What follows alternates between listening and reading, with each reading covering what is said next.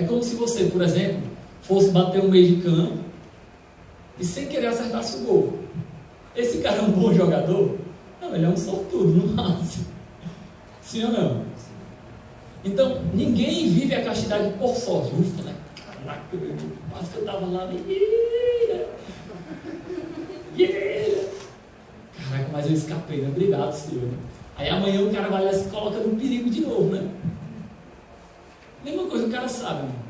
Que se ele está culpado no quarto dele, tá sozinho em casa, ele vai olhar e vai dar merda, mano. Não olha, velho. Vive a castidade é viver, não é por sorte. Tá entendendo? Ah, mas não consigo, bota teu computador na sala, galera. Né? Porque eu acho que o negócio é mais difícil, tá entendendo? Botar lá na sala.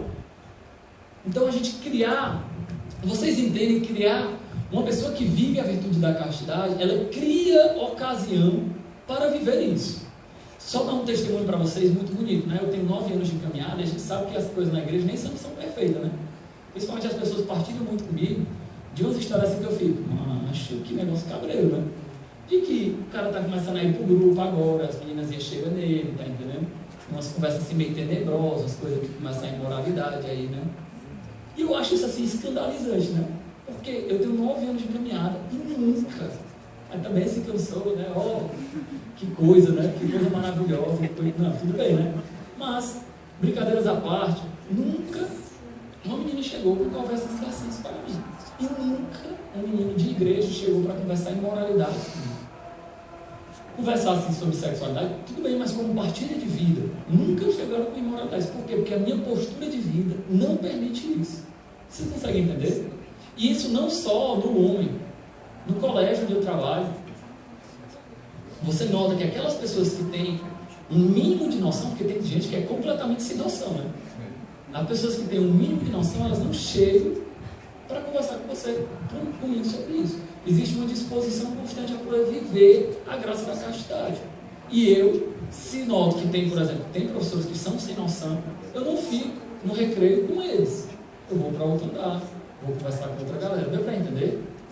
Se não há esse respeito, ou seja, você cria a ocasião para poder viver verdadeiramente a castidade.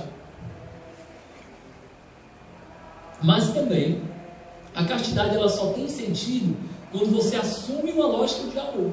Se você quiser viver uma vida sem noção e querer assumir um estilo de vida de castidade, se a sua lógica de vida for uma lógica de prazer, Deus, mas o que é que eu ganho com isso? Vocês entendem isso que eu estou falando? Se a gente não converter os valores mais profundos na nossa existência, não há como viver a castidade, né? A castidade, ela tem como missão, livrar o homem dessa lógica de prazer, que leva o homem à perdição. E aqui eu falo não só com relação à perdição eterna, mas à perdição em vários níveis, principalmente a nível do nosso relacionamento, de usar do outro, de usufruir do outro. E a castidade também, ela tem uma missão de tornar o amor concreto, de livrar o amor da sua carga subjetivista e egoísta, né? Peraí. Deu refluxo, pessoal. É ruim, irmão. Eu já disse, né? Qual a única vantagem do refluxo é que você fica com gosto do almoço o dia inteiro, né? Não é maravilha. Tô brincando, pessoal. Gostosa sempre. Hã? Comer coisa gostosa sempre. É bom quando você come uma coisa bem gostosa, né? Tipo, comer uma dobradinha hoje. Maravilhoso, né? Eu me esqueci até que eu estava falando, né? Sim. É bom que a gente pode ler e voltar, né? O assunto, né? Então, a castidade, ela é o amor vivido concretamente, a transparência da sua interioridade, quando você não tem vergonha. Olha que bonito. A gente vive hoje uma coisa meio contraditória, quando nós não temos vergonha de mostrar quem nós somos. À medida em que, prestem minha atenção, um homem ou uma mulher mostram a sua nudez antes do tempo certo, aquela nudez não revela quem eles são, mas pelo contrário, esconde. Por quê? Porque dentro do namoro, se você revela a sua nudez antes do tempo certo, você só vai procurar se relacionar com aquela pessoa para encontrar de novo aqueles momentos de prazer. Eu estou mentindo? Não. Muito raramente, alguns namoros conseguem desenvolver-se bem nessa lógica de prazer. E aí eu pergunto para vocês, nós vamos continuar arriscando, bater o tiro de meta para acertar o gol, ou nós vamos fazer um jogo bem arquitetado? Vocês entendem a diferença que eu estou falando? Ah, não, Deus, mas eu conheço um cara que era da baixaria, né? Fazer putaria, perdão a palavra, né? Fazer putaria assim a vida toda. Um dia casou, o cara se endireitou, né? Graças a Deus, né? Mas eu não conheço não, tá entendendo? Os que parecem que se endireitaram, né? Tem umas tretas muito doidas por trás, né? Assim. Eu não me arriscaria não, tá entendendo? Mesma coisa, né? Se nós ficássemos nos arriscando, não, imagina aí o Said, né? Não vou mais trabalhar agora, vou ficar apostando na loteria, né? Porque um dia pode ser que dê certo, mas pode ser também que nunca dê certo. Mas a maioria de nós não faz isso não, né? A maioria de nós faz faculdade, né? Faz um negócio mais organizado, sim ou não? A gente planeja a nossa vida para isso. Então, quando nós revelamos o nosso corpo, antes do tempo, ele esconde quem nós somos, ele esconde a nossa interioridade. Eu já falei para vocês, mas se você olha uma mulher muito bonita assim andando, né? Com as costas nuas, né? Com a saia bem curtinha, né? Você pensa, rapaz, que mulher incrível, que mulher virtuosa, né? Queria que ela fosse a mãe dos meus filhos. É isso que a gente pensa? Não. É ou não é? Não, a gente pensa besteira. De maneira bem concreta, a gente pensa, rapaz, lá em casa, né? Eu fazer um estrago tão grande, meu irmão. É isso que a gente pensa. E você não ama aquela pessoa, mas na medida que você pode usá-la, né? Então, já uma das maneiras, né, que a gente tem de ir contra essa tendência natural somente para os valores do sexo, são coisas que são bem propriamente humanas, que ainda nem são virtudes, que é a afetividade e a ternura. A afetividade, ela coloca em contato direto com o que a pessoa é. O carinho, o afeto, a conversa, o diálogo. Isso nos educa a tirarmos a carga, nós tirarmos a carga extremamente corporal e sensual dos relacionamentos, que muitas vezes nos desviam do copo d'água e nos fazem olhar para o bolo indiano. Vocês estão entendendo? Não está entendendo? Aí tu viu o exemplo do copo d'água e o bolo indiano? Sim. A afetividade, o carinho, o cuidado com que as pessoas têm uma pela outra, e isso não existe um tipo de resposta, estímulo-resposta sexual, necessariamente. Então isso nos ajuda, e aqui não é necessariamente ainda a castidade, isso é uma coisa puramente humana, a necessidade que se tem de afeto, de carinho, de amizade. Isso nos estimula a termos contato direto com os valores das pessoas, e não somente com a sua sexualidade. Então, mesmo humanamente falando, nós temos essa certa blindagem contra utilizar as pessoas, contra essa lógica de prazer. Deu para entender? De tal modo que, se uma relação ela é vivida nessa lógica de prazer, ela ainda não vive uma verdadeira dor de si e uma reciprocidade. Ela vive no máximo um bilateralismo, ou seja, eu te uso, você me usa, e nós estamos de boas com isso. Nós concordamos com isso, né? Então, no dia que isso não tiver mais interesse para nós, no dia que isso não gerar mais prazer para um de nós vamos cada um para o seu lado, e perdão a palavra, que se lasque o que você sente por mim, né? E assim por diante, né? Então, outro tipo de blindagem que nós temos é o pudor. É interessante que o pudor, João Paulo II fala, nesse livro especificamente, e aí ele toma esses elementos, principalmente de Max Scheler, e interessante, né, eu comentei com vocês, o Emmanuel Mounier, que é outro personalista de uma corrente francesa, ele fala também sobre o pudor, né, mas Carol Wojtyla e Mounier não tiveram contato filosófico, pelo menos não quem tem estudado até agora, né. Já tenho procurado esse link aí há um tempo, mas não encontrei. O único livro que tem é que os dois seguem uma corrente personalista. Não sei se vocês notam, mas ele fala muito sobre a pessoa humana como um todo. Vocês notaram isso, que durante todo o tempo ele fala sobre a pessoa humana, e isso é que se chama de personalismo. Voltando, o pudor, ele não vai dizer que é uma simples vergonha, como se existisse algo impuro. Ele diz que existe uma diferença fundamental entre a vergonha e o pudor. Por quê? Porque você pode ter pudor até mesmo de coisas boas. Por exemplo, se você faz uma atitude muito digna de louvores, você muitas vezes tem vergonha de falar isso, para que as pessoas não, olha que bonito, não vejam aquilo que você não é. Não lhe superestimem. Se uma pessoa tem uma virtude concreta, não lhe superestimem. Por exemplo, eu não fico dizendo para todo mundo que eu passei em quarto lugar em engenharia mecânica, mas eu passei. É uma coisa boa. Por quê? Eu digo, não, Deus, mano, é um intelectual. Não, mas eu não sou. Eu sou um homem de Deus, eu quero seguir as coisas de Deus. Porque se a gente... Vocês estão entendendo o que eu estou falando? Se eu usasse esse argumento aí, as pessoas iam olhar, não, ele sabe das coisas de teologia do corpo porque ele estudou. E não é. É principalmente pela vivência. É pelas coisas que nós queremos viver. Ou seja, eu tenho um certo pudor em falar sobre isso, para que vocês não tenham uma superestima em relação a quem eu sou verdadeiramente. Deu para entender? Então, o pudor é uma blindagem para que as pessoas, olhando para o que você parece ser, não se engane de quem você verdadeiramente é. Com relação aos valores sexuais, meu chapa, se botar, perdão, ser tão claro assim, tá bom? Perdão. Mas se botar uma mulher nua na minha frente, eu não vou conseguir ter concentração para conversar com ela. Dá para entender? De querer saber sobre a vida dela. É por isso, o caso mais extremo disso, por exemplo, é o da prostituição, em que a mulher, ela se torna literalmente um objeto para qualquer pessoa, né? Então, o pudor, ele revela uma metafísica, ou seja, que existe algo na pessoa que está além do físico. Vocês conseguem entender? Que o meu corpo, eu cubro o meu corpo, olha que bonito, para que as pessoas conheçam quem eu verdadeiramente sou. Então, para as mulheres, né, o pudor ele se relaciona muito com relação ao vestir, enquanto para os homens, com relação ao olhar. Né? Nós homens, naturalmente, somos voyeur, né? Vocês sabem o que é o voyeurismo, né? Aquela mania de brechar, né? Vocês sabem o que é brechar, né? Não? É você ficar olhando pelo buraquinho da porta, tá entendendo? Tem lá, sua primazinha está se trocando, os homens olham ali pelo buraquinho da porta. Os homens, naturalmente, têm uma tendência de olhar mais. Por quê? Porque o homem é muito mais ligado ao prazer corporal do que para a mulher. Porque a reação sexual no homem, corporalmente falando, ela é muito intensa.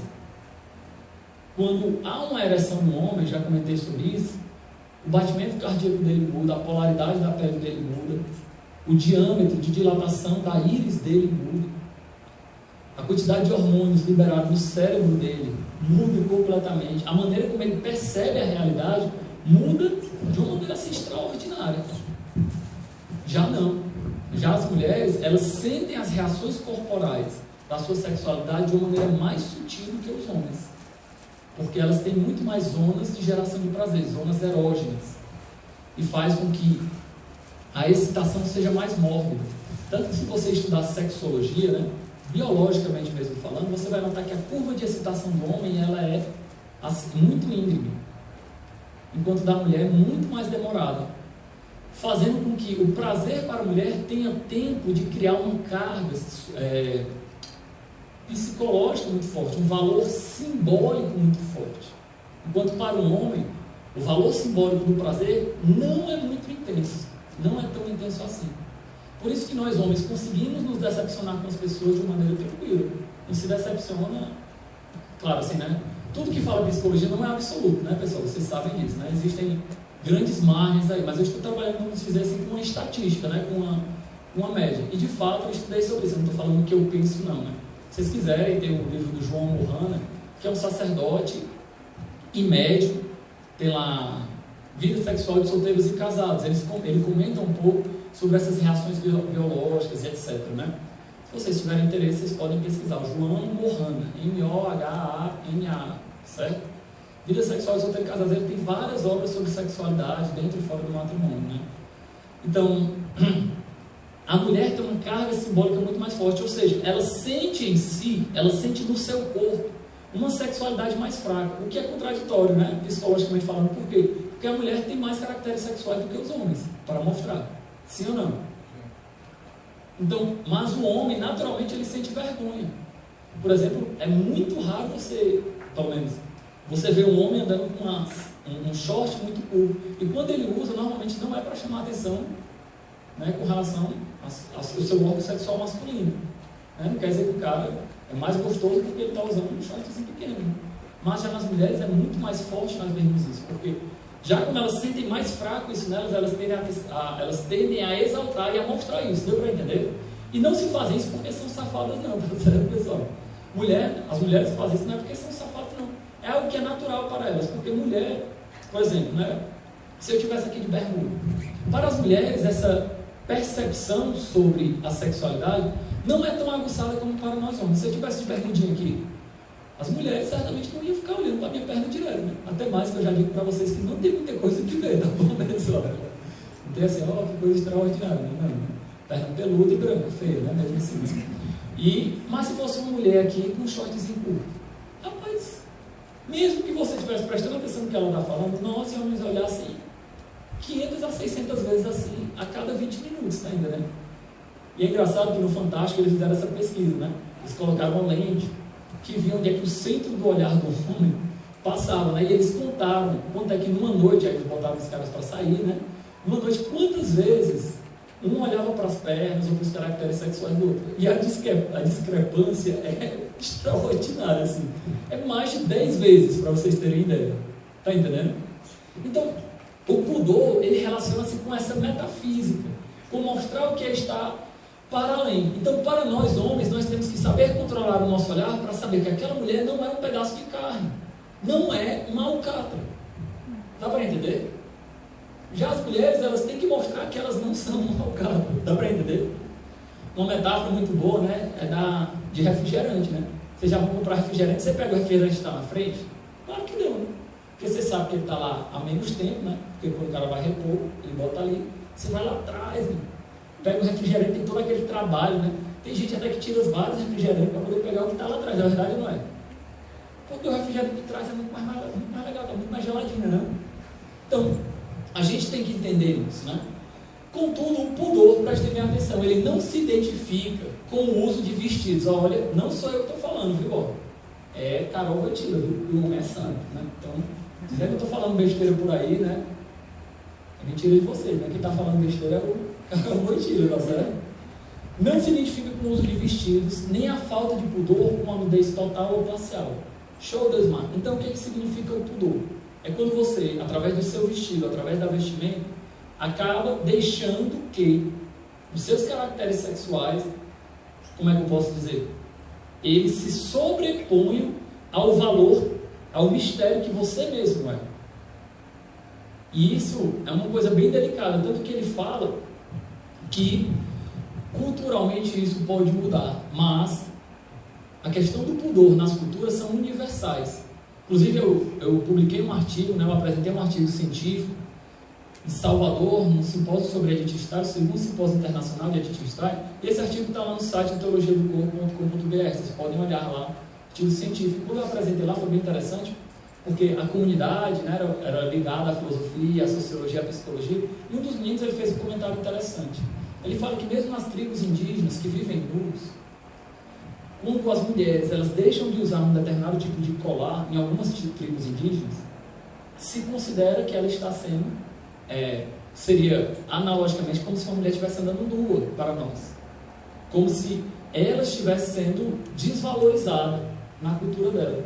Então, o valor do pudor, ainda que mude com a moda, mude com o tempo, de determinado modo, existe um valor universal no pudor. Qual é? Não deixar com que os valores do corpo se sobreponham aos valores da pessoa. Sim ou não? E ele, inclusive, dedica uma parte do livro sobre a nudez artística. Que é interessante que Carol Wojtyla, como ele era escritor de peças, ele diz que, aí eu, Desmar, não sei como, tá bom? Assim, realmente eu não vou saber lhe explicar como, né? Mas ele diz que há a possibilidade de existir um tipo de nudez artística que não fira com o pudor. Eu, Desmar, já estou deixando claro que eu não sei como, mas você encontra isso no livro, né? Isso talvez seja uma coisa que a gente precisa aprofundar, né? Em artes, realmente, em artes cênicas e assim por diante, né? Do mesmo modo, como você pode ver muito bem uma mulher toda vestida, mas sendo muito impúdica pela sua maneira de falar, pela sua maneira de agir, pela sua maneira de se retratar com as pessoas. E a recíproca é verdadeira, do mesmo modo que pode ter uma mulher super bem vestida, mas um homem ter um olhar impúdico sobre ela. A gente nota muito isso em colégio, né? Os meninozinhos tudo, né? Tudo tarado, né? Os meninozinhos que não procuram ver a virtude da castidade, ela não é. Os meninos tudo de uniforme, Não sei se vocês já prestaram atenção, mas o uniforme é uma coisa muito desgraçada, né? Você pode ser a pessoa mais bonita do mundo, mas não. É feio, né? De uniforme, a maioria das pessoas são feias de uniforme. Mas, mesmo assim, alguns meninos podem ter um olhar impúdico para mostrar que o pudor não é só relacionado à mulher, mas também tem uma participação do homem, ok? E claro, para o homem entra também essa questão da vestimenta, porque as mulheres também são ligadas aos valores do corpo, mas não tanto quanto os homens. Deu para entender, né? É a mesma coisa, os homens são ligados aos valores psicológicos, mas não tanto quanto as mulheres, de um modo geral, pelo menos, né? Como falei, essas questões de psicologia são bem complicadas porque não existe uma regra universal, né? A gente sempre trabalha com estatísticas, né? Mas quem trabalha mesmo com clínica psicológica sabe que cada caso é um caso, né? Não tem como haver uma regra universal, né? Mas essas diretrizes, elas são importantes. E é bom deixar claro também que o corpo e o sexo, eles são um valor, ou seja, eles são positivos. O problema não é que eles sejam impuros, mas é que o valor que eles têm se sobreponham ao valor da pessoa como um todo. Esse é o grande problema na relação do pudor. E existe ainda uma dimensão que é quando o pudor ele é superado pelo amor. É natural que um jovem casal que acabaram de se casar, eles tenham vergonha, a esposa e o marido, de se mostrar um ao outro, especialmente quando eles viviam a castidade. Mas prestem atenção, existe um fenômeno incrível, de que com o tempo, a confiança com que os dois vão tendo, gera uma superação do pudor pelo amor. Ou seja, a mulher já não tem mais vergonha de ficar nua diante do seu marido, porque ela sabe que aquela nudez não vai esconder quem ela é diante dele. E essa é uma experiência concreta. É uma coisa que nós notamos dentro do casamento. É uma coisa muito bela e muito verdadeira. Do mesmo modo, o homem já não tem vergonha de ficar nu diante da sua esposa, porque sabe que ela não vai desconsiderar quem ele é no todo, por causa, somente considerando os valores sexuais. É por isso que a entrega dos corpos deve ser acompanhada da entrega da vida inteira, para que não haja essa dissociação entre prazer e amor, mas pelo contrário, o amor vivido concretamente seja profundamente associado ao prazer, né? Então, vou terminar com esse slide para a gente fazer um intervalo, e aí eu peço a vocês assim, que a gente retorne rápido, né? Ontem a gente acabou tomando muito lanche, né? Não sei se trouxeram mais lanche do que antes de ontem, né? Mas a gente come e já volta, tá bom?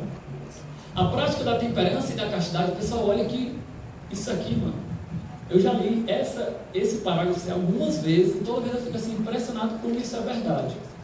A prática da temperança e da castidade são no cumprir. No começo, acompanhado de um sentimento de frustração. Como se um valor se estivesse sendo tirado. Isso é natural. E mostra como a concupiscência, a lógica de prazer, lembrando, né? Concupiscência no livro Amor e Responsabilidade não faz referência à inclinação para o pecado, mas faz um livro filosófico que faz referência à inclinação para o prazer. Como a concupiscência estava ancorado na consciência e na vontade do homem. Contudo, à medida em que se desenvolve o amor pelas pessoas, pela pessoa, este reflexo torna-se, qual reflexo? De frustração, torna-se mais fraco.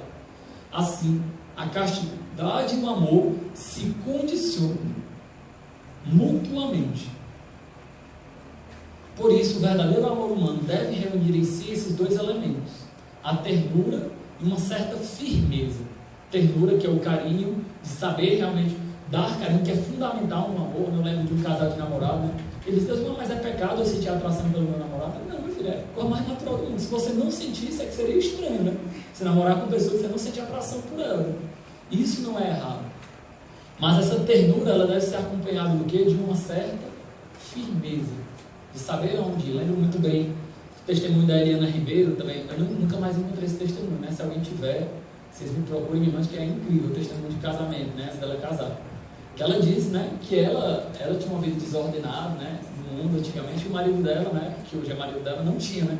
E ela disse que era muito difícil, porque eles já eram comunidade de vida, Orlanos, né, quando eles estavam namorando, as coisas esquentavam, né, e ele dizia: não, né, vamos parar por aqui, né, eu quero ficar aqui, né, mas a gente tem que parar por aqui, por uma certa firmeza.